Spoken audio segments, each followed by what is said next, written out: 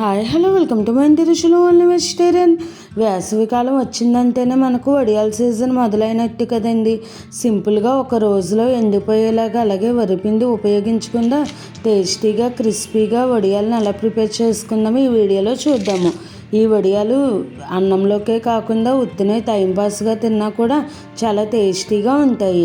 ఇందులో మనం నువ్వుపప్పు అలాగే చిల్లీ ఫ్లేక్స్ వేసి చేస్తున్నాం కాబట్టి తినేటప్పుడు అవి పంటి కింద తగులుతూ కమ్మగా అలాగే కారం కారంగా చాలా టేస్టీగా ఉంటాయి. సింపుల్గా కూడా ప్రిపేర్ చేసుకోవచ్చు. ఒకవేళ ఎండగా లేకపోయినా కూడా ఫ్యాన్ గాలికి కూడా ఈజీగా ఈ వడియాలు ఒక రోజులో డ్రై అయిపోతాయి. ఇక ఆలస్యం చేయకుండా వీడియోలోకి వెళ్ళిపోదాము. ముందుగా ఒక మిక్సీ జార్ తీసుకుని అందులోకి ఒక 1/2 కప్పు వరకు పెద్ద సగ్గుబియ్యాన్ని వేసుకోవాలి. పెద్ద సగ్గుబియ్యం అయితేనే కనుక మనకు జిగురు బాగుంటుంది. అలాగే అదే కప్పుతోటి ఒక 1/2 కప్పు వరకు గోధుమ రవ్వను తీసుకోవాలి. అదేనండి బొంబాయి రవ్వ, కరాచీ, సూజీ అంటారు కదా, ఆ రవ్వను తీసుకుని ఈ రెండింటిని కూడా మెత్తగా పల్స్ ఇచ్చుకుంటూ గ్రైండ్ చేసుకోవాలి. మనం ఏదైనా ఒక కప్పు కొలతగా పెట్టుకుని అదే కప్పుతోటి అన్ని ఇంగ్రీడియంట్స్ కూడా తీసుకుంటే బాగుంటుంది. ఇప్పుడు ఇలా మెత్తని పొడిలాగా గ్రైండ్ చేసుకున్న తర్వాత ఒక 1 కప్పు వరకు వాటర్ వేసుకుని ముందుగా ఈ సగ్గుబియ్యం అలాగే రవ్వ మిశ్రమంని మిక్స్ చేసుకోవాలి. మరీ మెత్తగా మనకు గ్రైండ్ అయిపోదు ముందు గ్రైండ్ చేసుకున్నప్పుడు. అందుకని ఒకసారి వీలైనంత మెత్తగా గ్రైండ్ చేసుకుని తర్వాత 1 కప్పు వాటర్ వేసుకుని ఈ పిండిని అంతటిని కూడా కలుపుకుని మరొక 1 కప్పు వాటర్ తీసుకుని అందులోని ఒక 1/2 కప్పు వరకు వాటర్ని వేసుకుని ఇలా స్మూత్గా మెత్తగా గ్రైండ్ చేసుకోవాలి. చూసారు కదండి, ఈ విధంగా మెత్తగా గ్రైండ్ చేసుకున్న ఈ సగ్గుబియ్యం నూక మిశ్రమంని ఒక మిక్సింగ్ బౌల్లోకి వేసేసుకోవాలి. తర్వాత మనం ఇలా మిక్సీ జార్లోకి ముందుగా ఒక 1/2 కప్పు వరకు వాటర్ని వేసుకున్నాం కదా, మిగతా 1/2 కప్పు వాటర్ని ఇలా మిక్సీ జార్లోకి వేసుకుని శుభ్రంగా ఇదంతా మిక్సీ జార్ అంతా కూడా శుభ్రం చేసేసుకుని ఆ వాటర్ని వేసేసుకుని అంతా ఒకసారి మిక్స్ చేసుకోవాలి. చూసారు కదండి, ఇప్పుడు రవ్వ అలాగే సగ్గుబియ్యం కలిపి 1 కప్పు తీసుకున్నాం. అందుకు గాను ఈ పిండి కలపడానికి 2 కప్స్ వాటర్ తీసుకున్నాము. ఈ పిండిని అంతటినీ కూడా ఉండలేమీ లేకుండా ఇలా సాఫ్ట్గా స్మూత్గా కలిపేసుకుని పక్కన పెట్టేసుకోవాలి. ఇప్పుడు వడియాల పిండి ఉడికించుకోవడం కోసం స్టవ్ పైన దలసరిగా ఉన్న ఒక గిన్నెను పెట్టుకోవాలి. వడియాల గిన్నె ఎప్పుడు కూడా ఇలా దలసరిగా ఉంటే మనకు అడుగు పట్టకుండా ఉంటుంది. ఇప్పుడు మనం అందులోకి 2 కప్స్ వాటర్ మిక్స్ చేసుకున్నాం కాబట్టి ఇప్పుడు ఇందులోకి 7 కప్స్ వాటర్ని అసలుగా పెట్టుకోవాలి. 1:9 రేషియోలో తీసుకోవాలి. మనం తీసుకున్న సగ్గుబియ్యం నూక మిశ్రమం 1 కప్ అయితే 9 కప్పులు వాటర్ తీసుకోవాలి.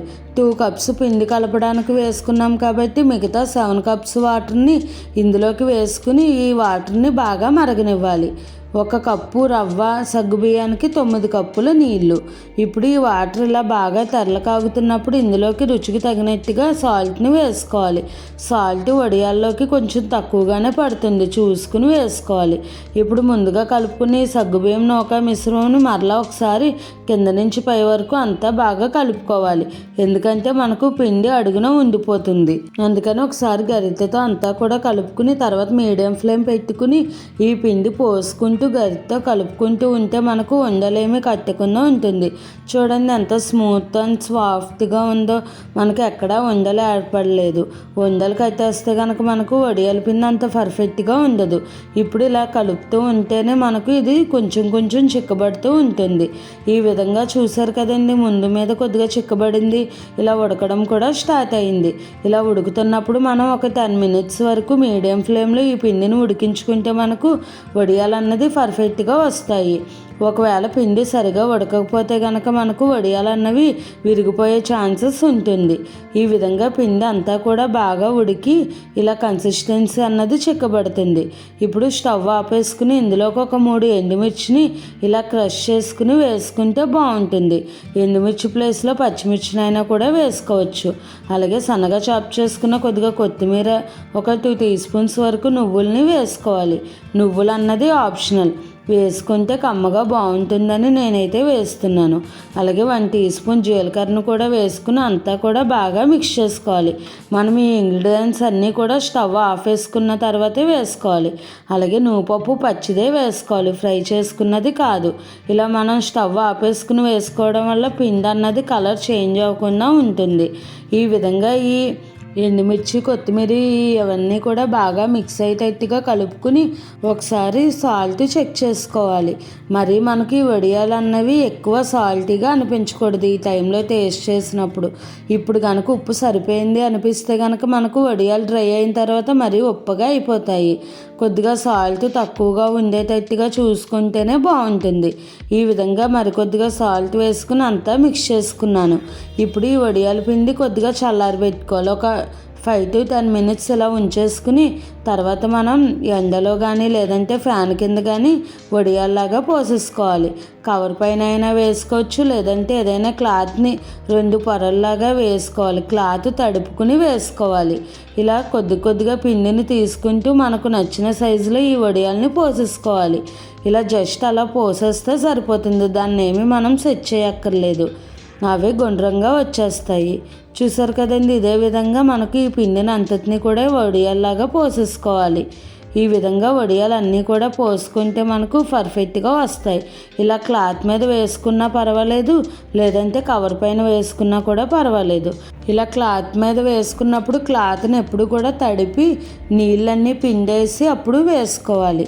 ఈ విధంగా చూసారు కదండి. వడియాలు అంతటినీ కూడా వేసేసుకున్నాము. ఇప్పుడు దీనిని ఒక రోజు ఎండలో ఎండబెట్టేసుకుంటే మనకు డ్రై అయిపోతాయి. ఎండ లేని వాళ్ళు ఫ్యాన్ కింద అయినా కూడా ఎండబెట్టేసుకోవచ్చు. ఈ విధంగా మర్నాటికి నాకు ఇలా డ్రై అయిపోయినాయి. చూడండి, కలర్ అన్నది ట్రాన్స్పరెంట్గా అయిపోయి మనకు స్టిక్కీగా అవుతాయి. ఇప్పుడు వీటిని క్లాత్ రివర్స్లో పెట్టుకుని వాటర్ని స్ప్రింకిల్ చేసుకోవాలి. వడియాలు క్లాత్పై వేసినప్పుడు అయితే ఇలా మనం వాటర్తో తడిపి అప్పుడు వడియాలు తీసుకుంటే ఈజీగా ఊడొస్తాయి.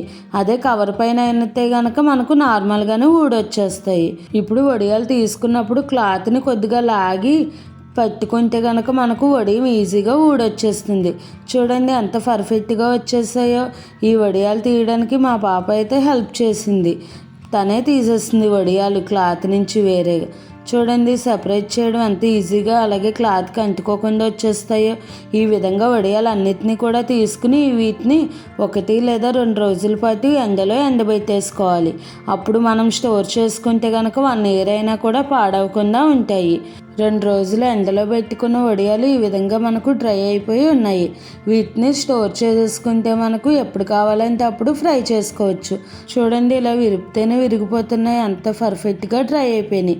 ఇప్పుడు వడియాలు కొన్ని వేయించి చూద్దాము. ఇప్పుడు డీప్ ఫ్రైకి సరిపడా ఆయిల్ పెట్టుకుని ఆయిల్ హీట్ అయిన తర్వాత ఈ వడియాలను వేసుకుని ఫ్రై చేసుకుంటే చూడండి ఎంత పర్ఫెక్ట్గా పొంగాయో. అలాగే మనకు సైజు కూడా డబుల్ అయ్యాయి.